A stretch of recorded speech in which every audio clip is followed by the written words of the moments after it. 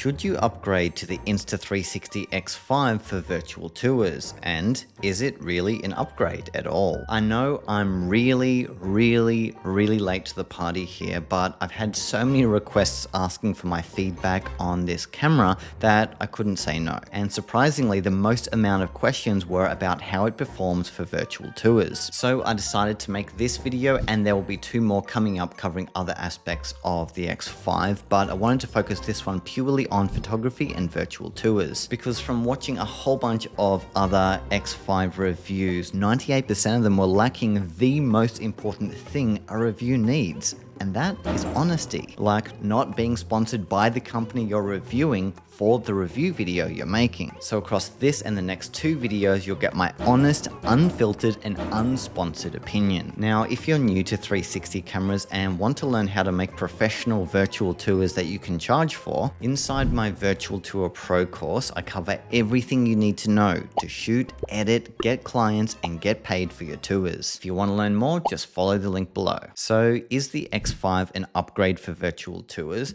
The short answer is yes, but first let me explain why in this video. So if you start with the spec sheet, you'll see that it shoots 72 megapixel 360 photos, which is identical to the X4. So no spec upgrade there. However, they have upgraded the sensors. The X5 now has two dual 1/1.28 inch sensors, which is an upgrade from the X4, and whenever a sensor gets upgraded in a camera, it usually means so does the image and video quality. When you turn the camera on and go to photo modes, one thing I noticed they simplified is that there's only one single photo mode, which actually makes things a lot easier. So if we select that and then tap the menu down the bottom, you can now find all of your 360 photo settings here. This includes the resolution, either 18 or 72 megapixels, which is obviously the one you choose. You can add a timer so you have time to go and hide. You can choose your format, so you can have pure shot and raw or just pure shot, depending on whether you want the ability to edit raw shots or not. And this is also where you'll find the various photo modes. So there's HDR off, HDR on,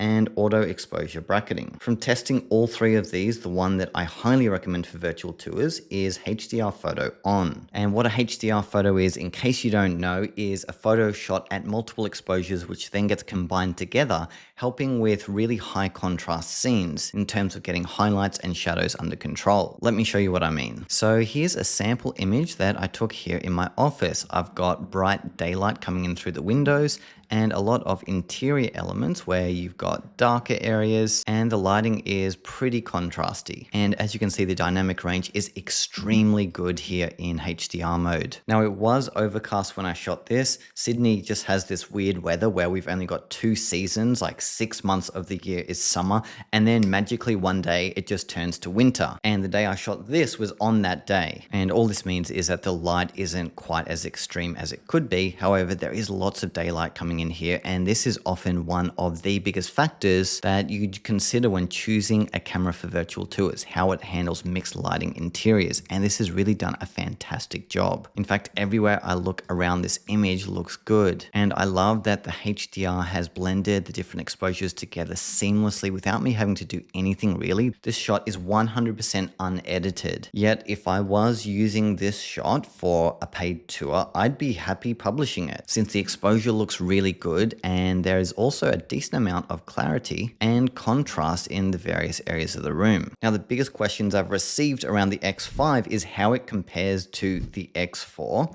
the One RS 1-inch, which I know a lot of you own, and the Theta Z1, which has been the king of virtual tours for the past 5 or 6 years. So of course I did a side by side. Let's take a look. Here they are. With all four cameras, I used their respective HDR modes, and none of them have been edited. And the first thing I'm noticing is that the X5 and Theta Z1 have the best dynamic range, whereas the other two have overblown highlights. I'm definitely impressed by the amount of detail here I'm seeing in the clouds with the X5, and when I zoom in on all four, I'm seeing a lot of detail here with the X5 as well. If you look at the detail in the skyline, it seems to have the best contrast and color with the X5 compared to the other three. And while I would say the Theta Z1 and X4 are actually doing very decently. Firstly, the Z1 is experiencing chromatic aberration, which it's notorious for, as well as noise that would need to be cleaned up. The 1-inch, surprisingly, is less detailed than the others, which is unusual given that I used a front-facing lens here with all cameras towards the window, yet it's not super detailed here with the 1-inch. The X4 is doing a pretty good job here as well, but not as good as the X5. Now looking at another part of the room, and if you look at the detail in the print at the top, here I'm seeing the clearest lines with the X5. And if you look at this signature here, it's a bit clearer than the others as well. Again, the Z1 is experiencing chromatic aberration, which no matter which workflow you follow,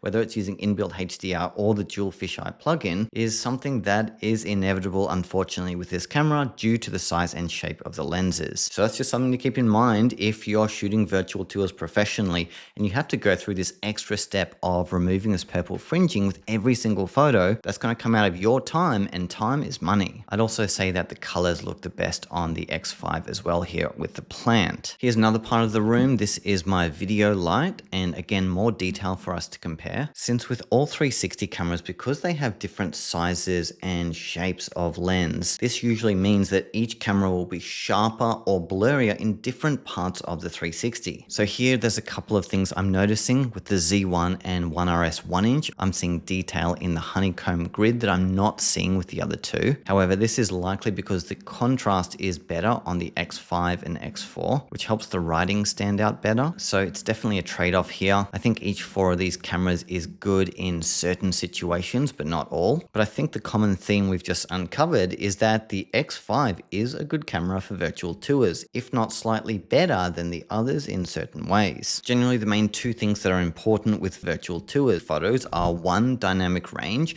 and 2, sharpness. And again, looking at a different angle, this time I'm looking at the window, which is closer to the side of the lens of all 4 cameras. It's hard not to say that the X5 looks the best here, since the Theta Z1 is notorious for being blurry on the side edges of the photo, and the 1-inch is a bit on the blurry side as well, whereas the X4 and X5 have both better sharpness and better contrast, with the X5 having far better dynamic range than the others. Now look, this isn't like 1,000 times better than the others, but I would say it's about 25% better in many ways, with the highlight being it's really impressive inbuilt HDR. Here's another sample I took inside a building, and again, it's done a great job here at exposing this shot, including bright highlights with a naked light bulb here being brought right down under control without any post-processing needed, aside from just importing the files into Insta360 Studio and letting it do its thing. Now look, if you do zoom in really far, you're obviously going to see blurriness. However, this is pretty common with most 360 cameras, but it's just important to recognize that most virtual tours are displayed from a wider perspective like this, where all you need is for the shot to look good from a wide angle perspective and you're good. Here's another one I shot outside in a busy apartment area. And again, the dynamic range here is really impressive. I love the contrast in this shot, and I love that it's captured the colors so vividly to the point that I probably wouldn't need to do any color correction if I didn't want to. I even tested it to the extreme. If you look at this tunnel here, you'll see how dark it is inside this really weird piece of architecture, while it's really bright on either side of it. And here's how it went. Look at that.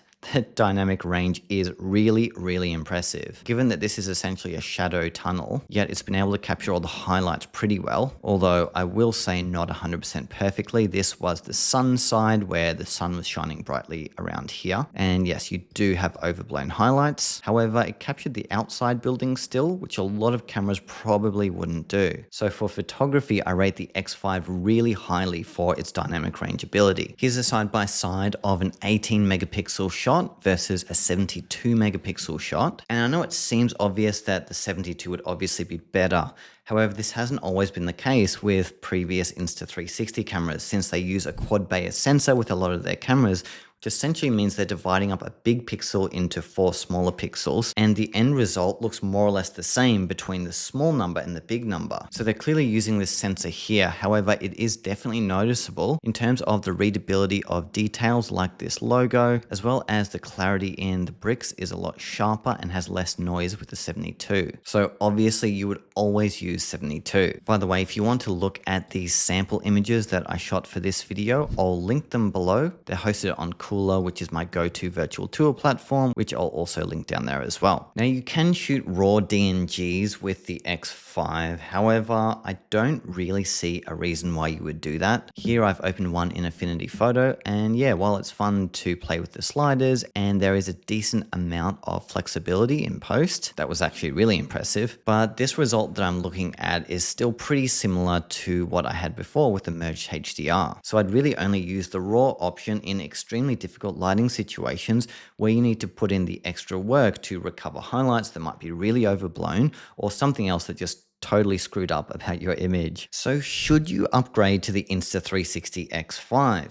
Well, my answer is yes. If you have any camera aside from the previous one, the X4, I would absolutely upgrade. This is because even though the image was 25% better in some situations, the other two major factors for upgrading are one, workflow time. Since firstly, to turn this camera on and use it, it's such an instantaneous process now that it takes a second to press the button and for it to come on. And then you can start shooting literally straight away, starting the countdown, and you're shooting literally within seconds. Combine that with the extremely fast post-processing workflow. If you're happy merging the HDR photos in Insta360 Studio, you're going to get really good results extremely fast. The second reason I'd upgrade is alongside your virtual tour camera, you've also got the best consumer 360 video camera on the market. So if you shoot video for any reason, you've got the best camera right here that will shoot amazing 360 videos that you can then reframe into all kinds of content, either for social media or whatever else. But video really is the main feature of the X5. So if you're considering for virtual tours, it just so happens that the other thing it's great at is its main thing. Whereas I can't say that about other cameras like the Z1, which I know a lot of people have been using for a long time. Also, this is literally half the price of the Z1, even now in 2025. If you're holding out for a 1-inch 2, don't. I asked Insta360 and they said they are not working on it, since their priority is the X series cameras, so I think they're doing their best to make them work well for photography as well as video. Now, if I've sold you on the X5, which I didn't really intend to do, I just wanted to break it down in an honest, analytical way, but if I did sell you on it, feel free to follow my affiliate link down below if you want to receive a free lens replacement kit. And if you're using an Insta360 camera like the X5 and plan on using it to make tours for paid clients, inside my Virtual Tour Pro course, I take you step by step throughout the entire process, from gear selection to shooting techniques to simple editing workflows that deliver great results. So if that's something you're interested in, follow the link below for more info. So what are your thoughts on the X5 for virtual tours? Let me know down below. I will be releasing at least one follow-up video next week, so be sure to stay tuned for that. And if you're someone that likes keeping things simple, both shooting and editing, and you're trying to minimize your editing workflow, in this video here, I share my ultra simplified virtual tour editing workflow that I'm using right now, using only the most simple steps to achieve great results. You'll find out what that process is right here.